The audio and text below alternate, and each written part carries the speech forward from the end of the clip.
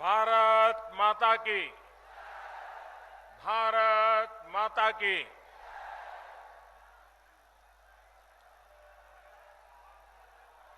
महात्मा बुद्ध की महापरिनिर्वाण स्थली कुशीनगर की ई पवित्र भूमि के प्रणाम करत बानी। सब काम धाम, खेती बाड़ी, जोतनी बोवनी छोड़ के रउआ लोग इतनी बड़ी संख्या में यहां आयल बीड़ी ई देख के हमारा मन गदगद हो गईल बा। आप लोगन के भी प्रधान सेवक का नमस्कार। ये भगवान बुद्ध का धरती है, भगवान महावीर का ये धरती है। भारत सहित पूरी दुनिया के यह धरती शांति अहिंसा के उपदेश दिहलस। अस्तेर और क्रांति एवं योग का उन्नायक शिवावतारी महायोगी गोरखनाथ यही क्षेत्र के अपने तपस्या के लिए चुनल। महान संत कबीर यही क्षेत्र में चिर शांति पवला। यह भूमि पर दुनिया में सबसे पहले लोकतंत्र का जन्म भइल। गणराज्यन के ई पवित्र भूमि से प्रदेश में परिवर्तन का हुंकार फूंकले के अब समय आ गया बा। रउआ लोग अब प्रदेश के विकास खातिर भी गौठी बांधी के तैयार हो जाई।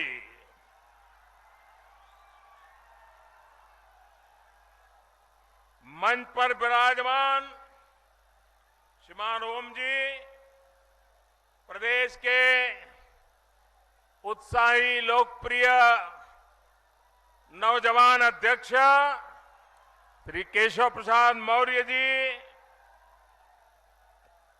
आदरणीय कलराज मिश्र जी, श्री मनोज सिन्हा जी, अनुप्रिया पटेल जी, सांसद श्रीमान आदित्यनाथ जी, रीता बहुगुणा जी, श्रीमान रमापति जी, रामेश्वर जी, सूर्य प्रताप जी, उपेंद्र शुक्ला जी, स्वामी प्रसाद मौर्य जी, हमारे यहां के सांसद श्रीमान राजेश पांडे जी, श्रीमान कामेश्वर सिंह जी, श्री राम चौहान जी, संतोष सिंह जी, जन्मेजय सिंह जी, दारा सिंह जी, विजय दुबे जी, स्वतंत्र देव सिंह जी, जयप्रकाश जी, शिव प्रताप शुक्ला जी, जयप्रकाश निषाद जी, भाई पंकज सिंह, महेंद्र यादव जी, श्री गंगा सिंह कुशवाहा जी, रविंद्र कुशवाहा जी और विशाल संख्या में पधारे हुए मेरे प्यारे भाइयों और बहनों, मुझे एक बार फिर आप सबके बीच आने का सौभाग्य मिला है। 2014 के चुनाव में मैं उत्तर प्रदेश के काशी क्षेत्र से चुनाव लड़ रहा था। उत्तर प्रदेश के कई स्थानों में जाने का सौभाग्य मिला था, लेकिन मेरे भाइयों बहनों, उस समय मैं खुद चुनाव लड़ रहा था, यहां कुशीनगर में भी आया था, लेकिन उस समय सभा में इससे आधे लोग भी नहीं आते थे।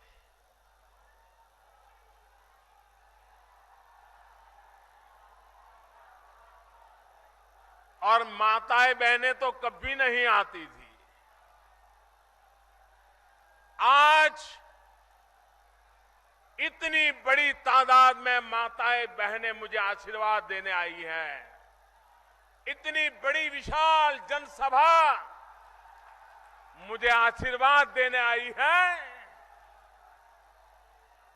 माताएं बहनें भाइयों बहनों, मैं आप सबको सर झुकाकर नमन करता हूं, आपका अभिनंदन करता हूं। और आपने मुझ पर जो ये विश्वास जताया है, आपके आशीर्वाद से, आपके विश्वास को कभी मैं चोट नहीं पहुंचने दूंगा, आंच नहीं आने दूंगा।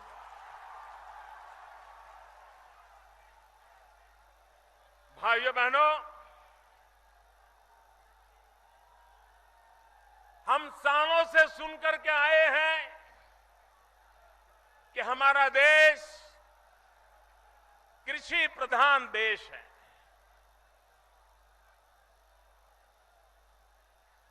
अगर भारत में गांव, गरीब, किसान, उसके जीवन में अगर हमने बदलाव लाया होता तो हिंदुस्तान को आज जो मुसीबतें झेलनी पड़ रही है, ये मुसीबतें कभी झेलनी नहीं पड़ती। ये हमारा गांव ताकतवर होता, हमारा किसान ताकतवर होता, तो वो हिंदुस्तान की समस्याओं को दूर करने के लिए सबसे पहले खड़ा हुआ होता। और इसलिए भाइयों बहनों, आज जो दिल्ली में सरकार बैठी है, ये सरकार पूरी तरह गरीबों को समर्पित है। ये सरकार गांव को समर्पित है। ये सरकार किसानों को समर्पित है। ये सरकार दलित, पीड़ित, शोषित, वंचित, इन सभी हमारे समाज के लोगों को समर्पित है, उनका कल्याण करना चाहता। भाइयों बहनों, यहां गन्ना का किसान कैसी कैसी परेशानियों से गुजरा है, ये कौन नहीं जानता है। चीनी मिलें यहां के जीवन के लिए चुनौती बन गई। और राजेश जी कह रहे थे, अगर देने वाला मजबूत है तो मांगने की जरूरत क्या है। भाइयों बहनों, मैं भी आप ही के जैसा हूं। ये जमाना चला गया जब सरकार में बैठे हुए लोग ये मानते थे कि वो देने वाले बन गए हैं। हम तो सेवक हैं, सेवक आपकी सेवा करने के लिए आए हैं। आपका कष्ट हमारा कष्ट है। आपकी कठिनाइयों को दूर करना ये हमारी जिम्मेवारी है। सेवा भाव से करना हमारी जिम्मेवारी है। भाइयों बहनों, अगर देने वाला कोई है तो देशवासी है। भाइयों बहनों, जनता जनार्दन देने वाली होती। और आपने मुझे इतना दिया है, मैं तो कर्ज चुकाने आया हूं। भाइयों बहनों, कर्ज चुकाने आया। 2014-15 में गन्ना किसानों का बकाया 22,000 करोड़ रुपया था। भाइयों बहनों, 22,000 करोड़। और लोगों को ऐसी आदत हो गई थी कि भाई इसके बिना ठीक है, आया तो आया, नहीं आया तो नहीं आया, इसी से गुजारा कर लो। लोग नाराजगी भी व्यक्त नहीं करते थे, सिर्फ हाथ जोड़ के विनती करते रहते थे।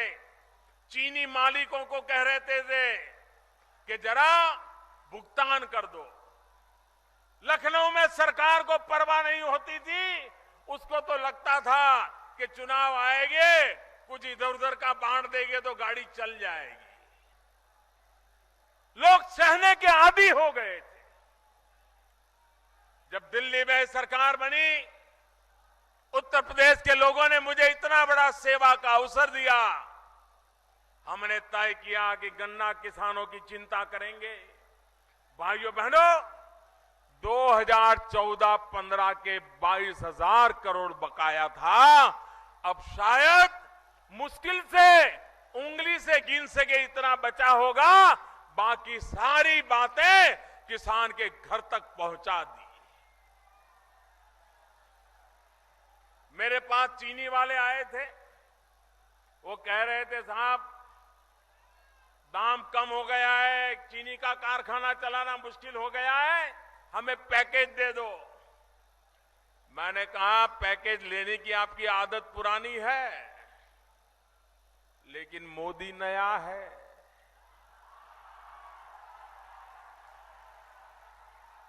मुझे ये पुरानी आदत आती नहीं है।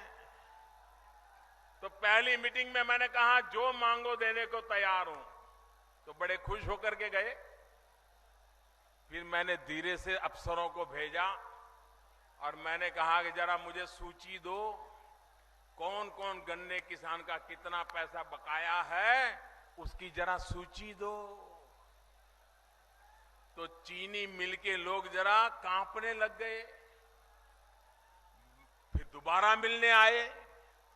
मैंने कहा पैकेज मिलेगा, लेकिन कारखाने के मालिक को नहीं मिलेगा, हमें सूची दे दो। गन्ना किसान का जो बकाया है सीधा सीधा उसके बैंक अकाउंट में जमा करेंगे, आपको बीच में नहीं आने देंगे। तो वो कहने लगे नहीं नहीं साहब पैकेज नहीं चाहिए, यहां तक कहने लगे पैकेज नहीं चाहिए। भाइयों बहनों, सरकार ने फैसला किया गन्ना किसानों का बकाया है, उसका पैकेज चीनी मालिकों को नहीं दिया जाएगा, गन्ना किसानों के खाते में जमा होगा। और जिन जिन लोगों ने बैंक का खाता खुलवाया उसका तुरंत फायदा उनको मिल गया, उनके खाते में सीधा पैसा जमा हो गया, कोई बिचौलिया बीच में नहीं आया। भाइयों बहनों, चीनी मिले चले, गन्ना किसान को उसकी मेहनत का पैसा मिले, इसके लिए हमारी भरपूर कोशिश है। लेकिन इसके लिए एक के बाद एक कदम उठाने पड़ते हैं। हमने कदम उठाया कि जब चीनी का दाम कम हो जाता है दुनिया में, तो चीनी मिलें बंद हो जाती हैं। चीनी मिलें बंद हो जाए तो गन्ना किसान का गन्ना कोई खरीदता नहीं है, और खरीदता है तो 3 महीने 4 महीने के बाद खरीदता है, और तब उसका वजन कम हो जाता है। वजन कम हो जाता है तो किसान तो घाटे में ही चला जाता है। ये खेल चलता रहता है और बेचारा किसान चुपचाप सहन करता रहता है। हमने तय किया अगर दुनिया में चीनी का दाम इधर उधर हो गया तो हम हिंदुस्तान के चीनी के कारखाने में चीनी नहीं बनाएंगे तो इथेनॉल बनाएंगे। इथेनॉल बना करके पेट्रोल डीजल की जगह पर उसको उपयोग करेंगे, गाड़ी चलाने के लिए उसको जलाएंगे, लेकिन किसान का गन्ना नहीं जलने देंगे। और चीनी मिलों को इथेनॉल बनाने के लिए मजबूर किया। जिनके पास प्लांट नहीं थे उनको कहा है प्लांट लगाओ। चीनी का दाम गिर जाता है तो चीनी मत बनाओ, इथेनॉल बनाओ, और पेट्रोल की जगह पर इथेनॉल उपयोग करो, डीजल की जगह पर इथेनॉल उपयोग करो, लेकिन गन्ने के किसान को मरने नहीं दिया जाएगा। यह काम हमने करके दिखाया भाइयों बहनों। 100 करोड़ लीटर अब तक का हिंदुस्तान का रिकॉर्ड है कि भारत ने 100 करोड़ लीटर इथेनॉल बना करके गाड़ियों में उसका उपयोग किया। उसके कारण जो विदेशों से तेल लाना पड़ता है उसमें हम कुछ बचत कर पाए, इधर गन्ना के किसान को भुगतान कर पाए। भाइयों बहनों, समस्याएं आती है, लेकिन समस्याओं के रास्ते भी खोजे जा सकते हैं। ये सरकार ऐसी है जो समस्याओं को भी सामना करने के लिए हर पल तैयार रहती है, जनता जनार्दन के साथ खड़े रह करके चलती है। भाइयों बहनों, मैं हमेशा कहता हूं, उत्तर प्रदेश का भला तब तक नहीं होगा जब तक उत्तर प्रदेश का पूर्वी उत्तर प्रदेश उसका विकास नहीं होगा। पूर्वी उत्तर प्रदेश का विकास होना चाहिए, और विकास करने के लिए रेल का काम हो, रोड का काम हो, इसके लिए भारत सरकार अरबों खरबों रुपए लगा रही है। हमारे मनोज सिन्हा जी रेल मंत्री दिन रात लगे हुए हैं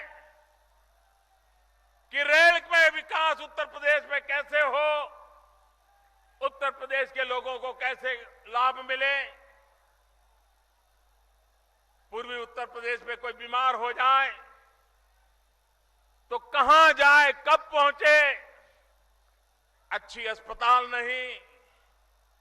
भारत सरकार ने निर्णय किया गोरखपुर के अंदर एम्स का अस्पताल लगा देंगे, और उस पूरे इलाके के भाग्य को बदलने के लिए, उनको आरोग्य की सुरक्षा देने के लिए हम काम करेंगे। फर्टिलाइजर का कारखाना, उसको चालू करने का हमने निर्णय किया। एक जमाना था भैया, बहुत बहुत प्यार का, आपका प्यार सर आंखों पर भैया, आपका प्यार सर आंखों पर। अब जगह है नहीं, कोई आगे आ नहीं पाओगे भैया। अब ये जन सैलाब उमड़ पड़ा है।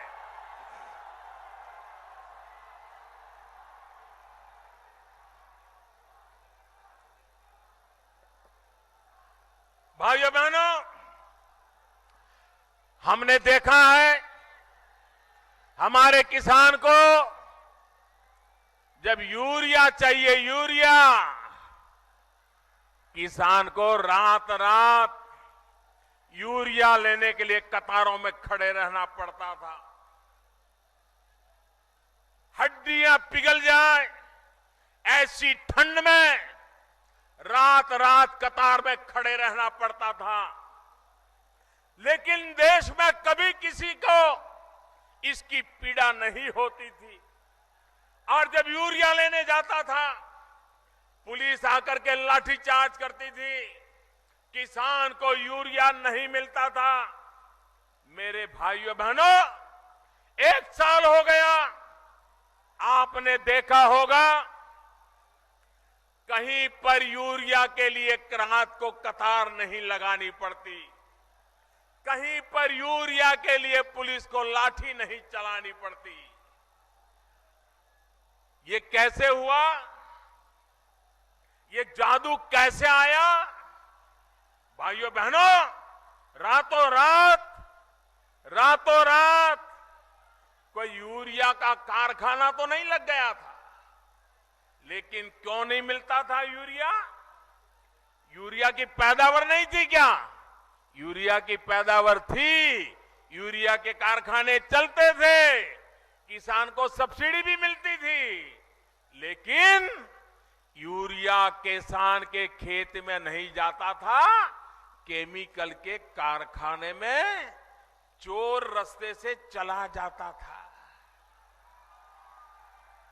और केमिकल वालों को सस्ते में यूरिया मिल जाता था।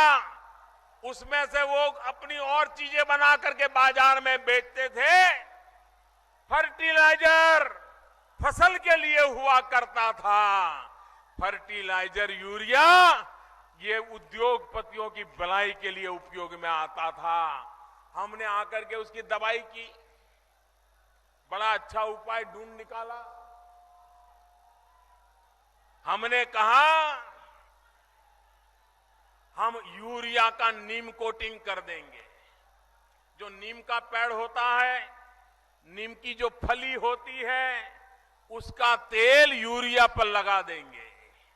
उससे जो धरती माता है उसको भी अच्छा खुराक मिल जाएगा।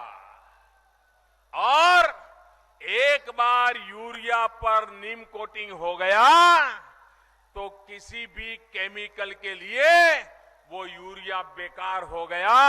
और इसलिए अब 100 ग्राम यूरिया भी केमिकल के कारखाने में नहीं जाता है। जितना यूरिया पैदा होता है किसान के खेत में जाता है। बताइए भाइयों बहनों, चोरी बंद हुई कि नहीं हुई? बेईमानी बंद हुई कि नहीं हुई? काला बाजारी बंद हुई कि नहीं हुई? किसान को यूरिया मिला कि नहीं मिला?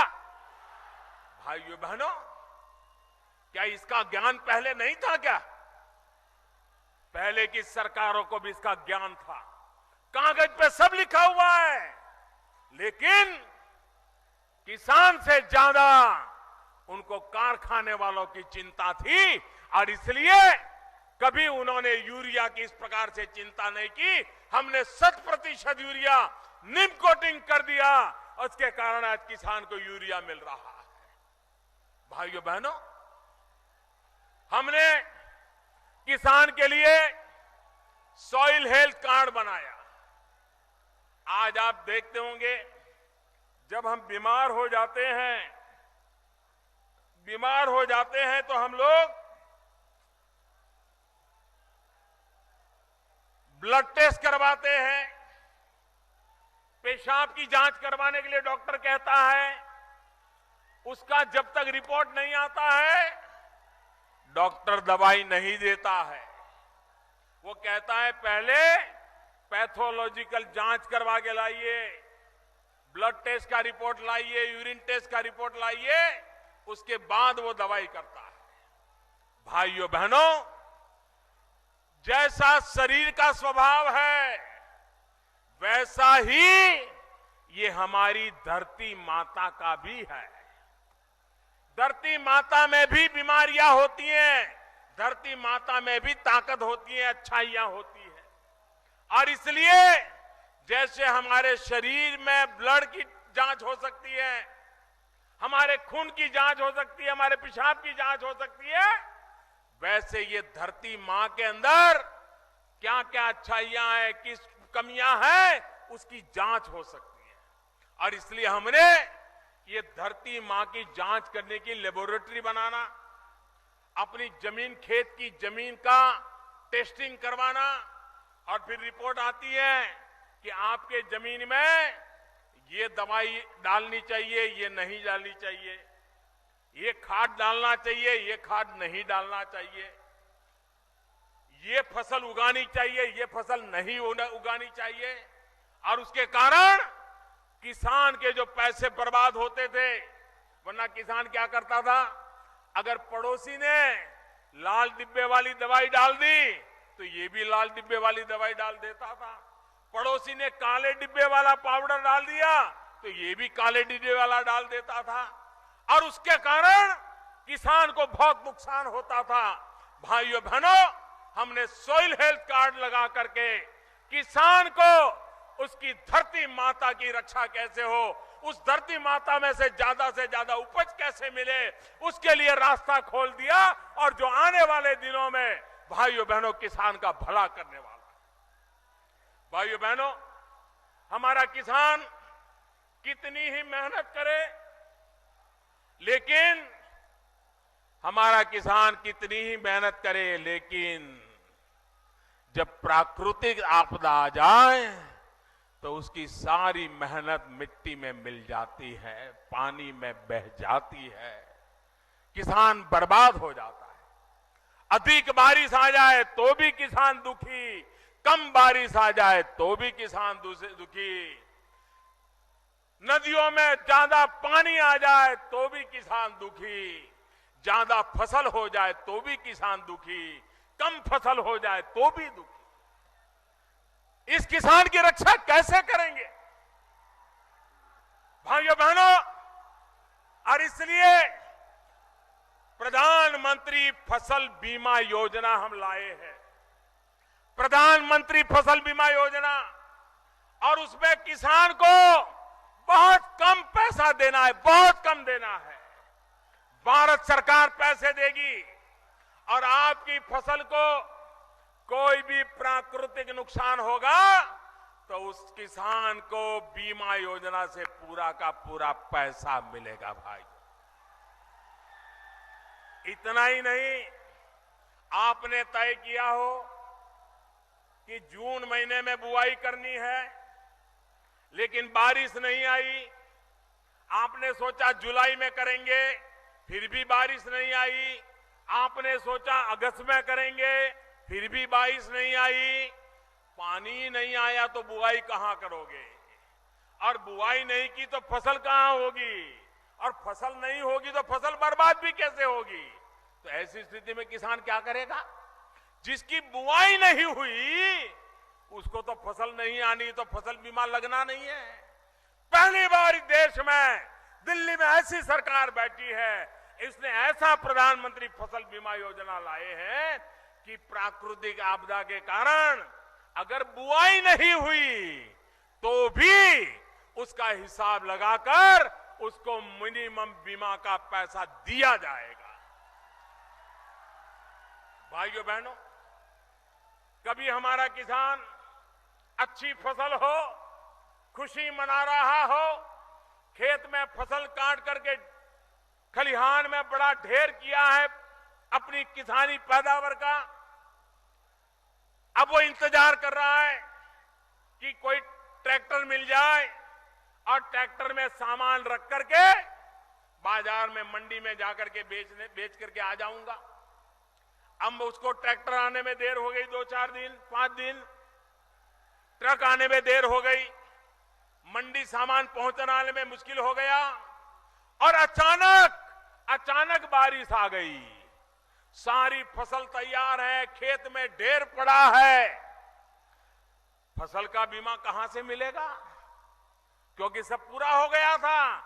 यह दिल्ली में ऐसी सरकार है जो किसानों की चिंता करने वाली सरकार है। हमने प्रधानमंत्री फसल बीमा में योजना बनाई कि फसल की कटाई के बाद जो फसल का ढेर है, अगर 15 दिन के भीतर भीतर कोई प्राकृतिक आपदा आ गई और किसान का नुकसान हो गया तो उसका बीमा भी मिलेगा। भाइयों बहनों,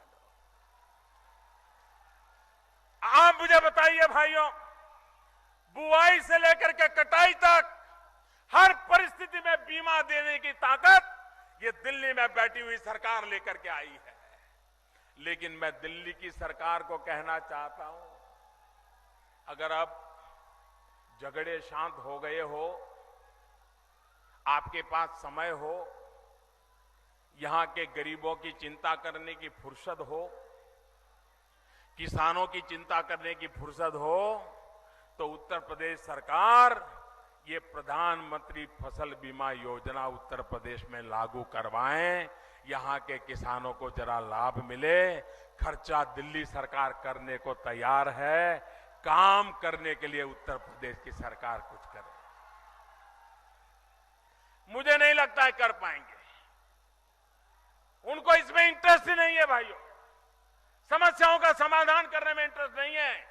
भाइयों बहनों, आप बताइए, यहां की हमारी गंडक नहर, कितनी लंबी गंडक नहर है, लेकिन उसके तलहटी में सारा मिट्टी भरी पड़ी है और उसके कारण पानी की संग्रह क्षमता कम हो गई है और कैनाल के आखिर में पानी पहुंचता ही नहीं है। पानी दिखता है, फिर भी किसान का खेत सूखा है। भाइयों बहनों, हम कह कह करके थक गए इन सरकारों को, उत्तर प्रदेश सरकार को कह कह कर थक गए कि मनरेगा के पैसे हम दे रहे हैं, अब मनरेगा से इस गंडक की नहर जो है उसको जरा मिट्टी निकलवाइए ताकि पानी मेरे किसानों को पहुंचे। उनको ये करने की भी फुर्सत नहीं। आप मुझे बताइए भाइयों, क्या ये कूड़ा कचरा निकालना वो कोई राजनीति है क्या? राजनीति है क्या? ये कूड़ा कचरा निकालोगे तो किसान का भला होगा कि नहीं होगा? अगर नहर साफ होगी तो किसान का भला होगा कि नहीं होगा? लेकिन भाइयों बहनों, ये ऐसे राजनीतिक प्रकृति के लोग हैं कि उनको कूड़ा कचरा निकालना ही नहीं है। उनको सब जगह पे कूड़े कचरे में ही मजा आता है। अभी पिछले दिनों हमने एक निर्णय किया भ्रष्टाचार के खिलाफ, काले धन के खिलाफ 500 और 1000 की नोट बंद कर दी।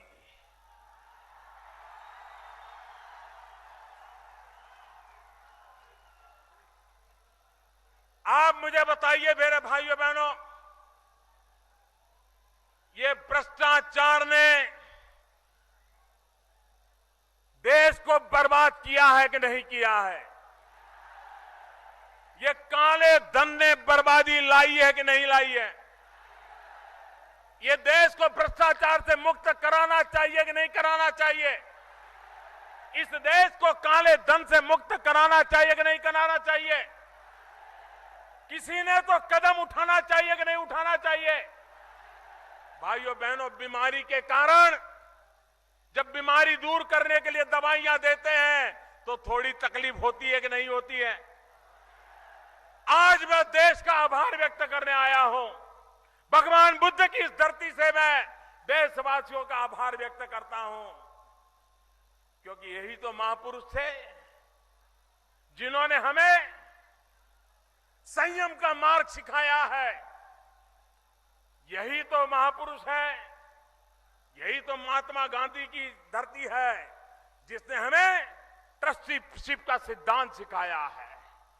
भाइयों बहनों, दूसरों का लूट करके जमा करने वाले लोग क्या कभी किसी का भला करेंगे? हक का पैसा हर एक को मिलना चाहिए, लेकिन लूट का पैसा मिलना चाहिए क्या? ये सरकारी खजाने में जमा होना चाहिए कि नहीं होना चाहिए? और इसलिए भाइयों बहनों, सरकार ने 8 तारीख को निर्णय किया है और मैंने देश से 50 दिन मांगे हैं। 50 दिन। पहले दिन मैंने कहा है कि तकलीफ होगी, जो बड़े बड़े हैं उनको बड़ी बड़ी तकलीफ होगी, लेकिन छोटे छोटे लोगों को छोटी छोटी तकलीफ तो होगी। मेरे भाइयों बहनों, ये देश की जनता को मैं नमन करता हूं। ये लोकतंत्र की ताकत देखिए। कल चीन के अखबारों ने लिखा है कि लोकतंत्र में कोई ऐसा फैसला लेने की हिम्मत नहीं कर सकता है। अरे उन्हें मालूम नहीं है भारत की जनता की रग रग में ऐसा लोकतंत्र है जो औरों की भलाई सोचता है, अपनी भलाई बाद में सोचता है, और इसलिए जनता जनार्दन के आशीर्वाद के कारण ऐसा कठोर फैसला करने का साहस होता है। मैं इस बात से सहमत हूं। मैंने पहले दिन से कहा है कि निर्णय सरल नहीं है, उसको लागू करना भी सरल नहीं है। 8 तारीख को ही मैंने कहा था कि 50 दान तकलीफ रहने वाली है। अभी तो मेरे प्यारे भाइयों बहनों 20 दिन हुआ है, अभी 30 दिन बाकी है। सरकार पूरी तरह आपकी समस्याओं का समाधान करने के लिए लगी हुई है और देशवासियों ने तकलीफ झेल करके भी मेरा साथ दिया है। इसके लिए मैं देशवासियों का जितना आभार व्यक्त करूं उतना कम है। भाइयों बहनों, ये बात सही है लोग ऐसा समझाते हैं कि हमारे पास नोटें नहीं है तो हम क्या करें। भाइयों बहनों, आप लोग अपना मोबाइल फोन रिचार्ज कराना जानते हैं कि नहीं जानते हैं? क्या किसी स्कूल में पढ़ने के लिए गए थे? नहीं गए थे ना? आ गया कि नहीं आ गया? आपको मोबाइल फोन रिचार्ज कैसे करना आ गया कि नहीं आ गया? कितने पैसे भरना, कैसे भरना, कहां भरना, सब आया कि नहीं आया? कोई सिखाने आया था? नहीं आया था। भाइयों बहनों, आप व्हाट्सएप करते, व्हाट्सएप यूं यूं करते चला जाता है। कोई सिखाने आया था? कोई पढ़ाने आया था? किसी स्कूल में सीखने गए थे? आपको आया कि नहीं आया? आज भाइयों बहनों, टेक्नोलॉजी इतनी सरल है कि यहां आप लोग फोटो निकालते हैं और यहीं से अपने दोस्तों को फोटो भेज रहे हैं। भेज रहे हो ना? मैं देख रहा हूं सब लोग फोटो निकाल रहे हैं। भेज रहे हो ना? जितनी आसानी से आप अपने मोबाइल फोन से फोटो भेज सकते हो, व्हाट्सएप भेज सकते हो, अपने मोबाइल फोन का अकाउंट रिचार्ज करा सकते हो, उतनी ही आसानी से बैंक में अगर आपका खाता है, बैंक में अगर आपका पैसा है, तो आप मोबाइल फोन से जो भी खरीदना हो खरीद सकते हो, जो भी लेना हो ले सकते हो। आज आपका मोबाइल फोन, ये आपका मोबाइल फोन यही आपके बैंक की ब्रांच बन गया है। आपके हथेली में आपकी अपनी बैंक बन गई है। पहले जेब में बटुआ रखना पड़ता था और बटुए में पैसे रखने पड़ते थे। अब जमाना चला गया, बटुए की जरूरत नहीं, आप मोबाइल फोन में ही पैसे होते हैं। दुकानदार के पास जाइए और उसको बताइए कि भाई बताइए, मेरे पास ये बैंक का ऐप है, मैं आपके यहां से 20 रुपये का सामान लेना चाहता हूं, मैं मोबाइल फोन से पैसे दूंगा। वो कहेगा हाँ हाँ दे दीजिए, तुरंत उसके मोबाइल में 1 सेकंड में पैसा चला जाएगा, आपको 20 रुपये का माल मिलेगा। भाइयों बहनों, आज हमारे देश में आधे से अधिक लोग जो रेलवे में जाते हैं वो खुद जाकर के पैसे देकर के टिकट नहीं लेते, ऑनलाइन टिकट लेते हैं। उनके पैसे वापस आते हैं तो ऑनलाइन आ जाते हैं। भाइयों बहनों, आज आपने अखबार में एक इश्तहार देखा होगा, एक एडवर्टाइजमेंट आज आपने अखबार में देखा होगा। मेरा आप सबसे आग्रह है कि इस एडवर्टाइजमेंट को पूरी तरह पढ़ें और इसका कटिंग करके हर दुकान पर लगा दे, अखबार से निकाल करके। सब लोग इतना काम जरूर करें। और इसमें किस प्रकार से अपने मोबाइल का खाता खोला जाता है उसकी सारी विधि बताई गई है। आपके पैसे आपके हैं, बिना नोट के भी आप इसका खर्च कर सकते हो। भाइयों बहनों, ये नोटों का उपयोग काले धन वाले संग्रह करना चाहते हैं। हम काले धन वालों को सफल होने देना नहीं चाहते हैं, हम भ्रष्टाचारियों को सफल होने देना नहीं चाहते। और इसलिए भाइयों बहनों, मुझे आगे के भी उनके रास्ते बंद करने हैं। आज के अंग्रेजी अखबारों में भी इसका एडवर्टाइजमेंट छपा हुआ है, आज के हिंदी अखबारों में भी ये इश्तहार छपा हुआ है। मेरा आप सबसे आग्रह है, और यहां जो भारतीय जनता पार्टी के कार्यकर्ता है वो अखबार से कटिंग निकाल करके हर दुकान के बाहर एक बोर्ड पे लगा दें, और ऐसे इश्तहार रोज आते जाएंगे। स्टेट बैंक ऑफ इंडिया की ऐप है, सरकार की ऐप है, आपको सिर्फ अपने मोबाइल फोन पर उस ऐप को डाउनलोड करना है, आपके गांव के मोहल्ले के व्यापारी को डाउनलोड करना है, सीधा आपका पैसा बैंक से चला जाएगा। जो सामान खरीद सकते हैं खरीद सकते हैं, 1 रुपये के बिना कोई काम अटकने वाला नहीं है। यह व्यवस्था मौजूद है भाइयों। और इसलिए मुझे आपसे मदद चाहिए। मेरी विशेष पढ़े लिखे नौजवानों से आग्रह है, सरकारी मुलाजिमों से आग्रह है कि आप भी अपने अड़ोस पड़ोस में जिसके पास भी मोबाइल फोन है उसको जरा सिखाइए कि किस प्रकार से मोबाइल फोन से कारोबार किया जा सकता है।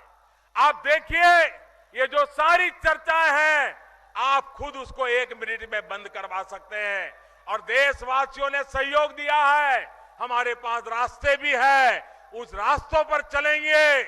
देश में कभी भ्रष्टाचार दोबारा आने की हिम्मत नहीं करेगा भाई। देश में दोबारा काला धन पैदा होने की जरूरत नहीं पड़ेगी। देश में नोटें छाप छाप करके ढेर करने की जरूरत नहीं पड़ेगी और नोटों के बंडल किसी को बिस्तर के नीचे छिपाने की नौबत नहीं आएगी भाई।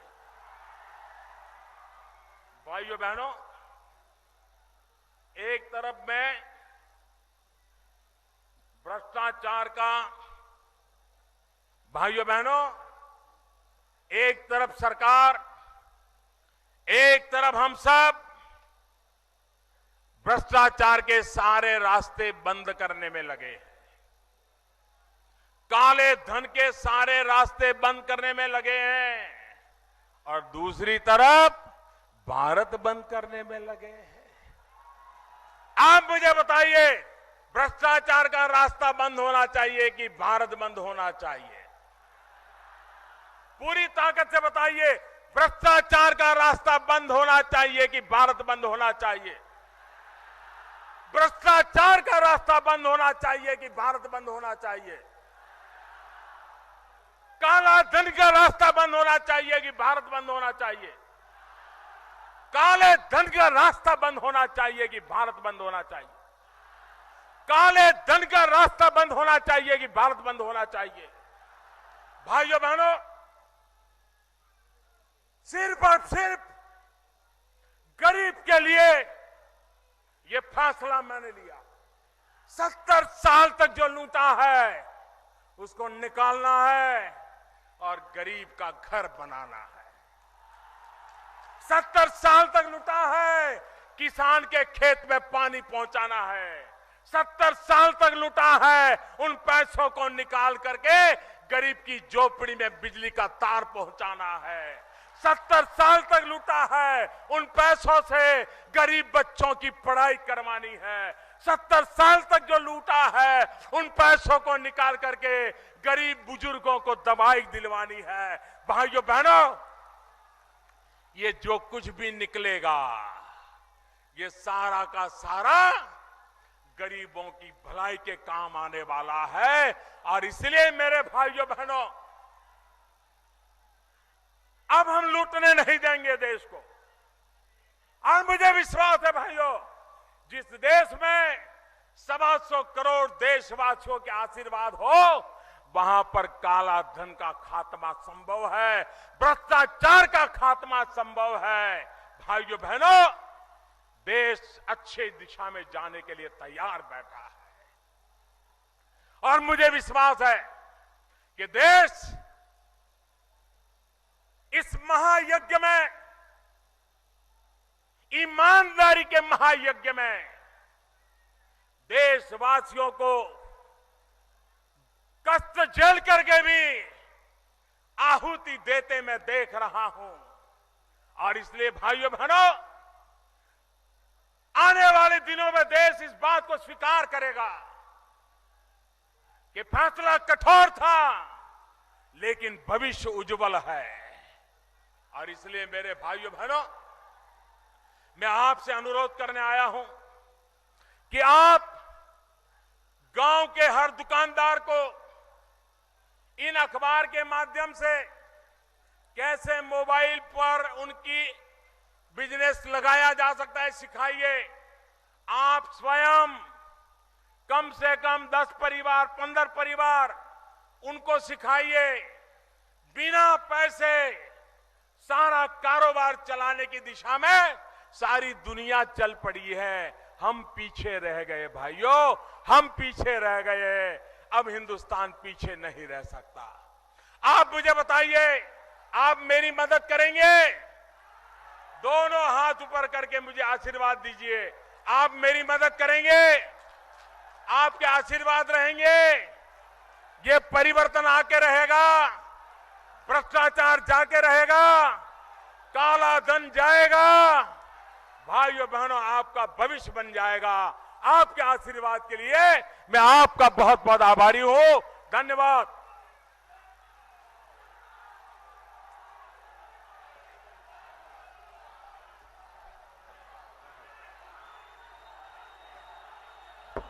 मित्रों, अब मैं अपने क्षेत्रीय अध्यक्ष आदरणीय उपेंद्र दत्त शुक्ल जी को का आह्वान करता हूं कि आएं और धन्यवाद ज्ञापन करें। भारत के यशस्वी प्रधानमंत्री विश्व नेता माननीय नरेंद्र मोदी जी ने कुशीनगर की इस तथागत की धरती पर यहां आकर के हम सबके बीच में जो समय दिया, हमारी इस विराट जनसभा को संबोधित किया, मैं कुशीनगर, देवरिया, गोरखपुर क्षेत्र के संपूर्ण कार्यकर्ताओं, जनता जनार्दन के तरफ से उनके प्रति हार्दिक धन्यवाद ज्ञापित करता हूं। उनके नेतृत्व में देश जिस ऊंचाई पर बढ़ रहा, मैं उनको विश्वास दिलाता हूं, पूर्वांचल उनके साथ है। पूर्वांचल की सभी सीटें भारतीय जनता पार्टी के पास आएंगी। मैं आप सभी जनता जनार्दन के प्रति भी हार्दिक धन्यवाद देता हूं। भारतीय जनता पार्टी कुशीनगर, देवरिया जनपद के पार्टी के संपूर्ण कार्यकर्ताओं को भी धन्यवाद देते हुए मैं इस जनसभा के समापन की घोषणा करता हूं। धन्यवाद। जय हिंद, जय भारत।